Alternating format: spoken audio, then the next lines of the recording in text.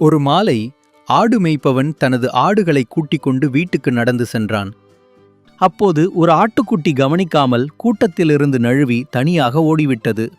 அது ஒரு புல்வெளிக்குச் சென்று பச்சை புல்லை மகிழ்ச்சியாக மேய்ந்தது. அந்த நேரத்தில் பட்டினியால் தவித்த ஒரு ஓநாய் அதை தூரத்தில் பார்த்தது. இதுதான் என் இரவு உணவு என்று நினைத்து மெதுவாக அதற்கருகே வந்து தாக்கத் தயாரானது. ஆட்டுக்குட்டி, ஓநாய் ஐயா, சாப்பிடும் முன் ஒரு சின்ன வேண்டுகோள் என்றது. ஓநாய் குரைத்தபடி, வேண்டுகோளா, என்ன அது என்று கேட்டது.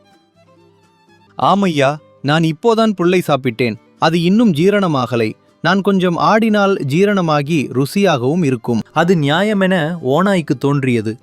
ஆட்டுக்குட்டி மணியை தந்து, நான் ஆட ரிதமா குலுக்குங்க என்றது. ஓநாய், இப்படியா, டிங்கலிங் எனக் கேட்டது.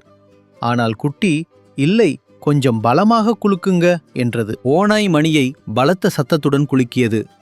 டின் டின் டின் என்று வயல் முழுதும் முழங்கியது. அந்த சத்தத்தை கேட்ட ஆடு மேய்ப்பவன் உடனே ஓடி வந்து குட்டியை தூக்கிக் கொண்டு ஓநாயை விரட்டினான். நீதி, சிந்தனையும் துணிச்சலும் ஆபத்துக்களை வெல்லும்.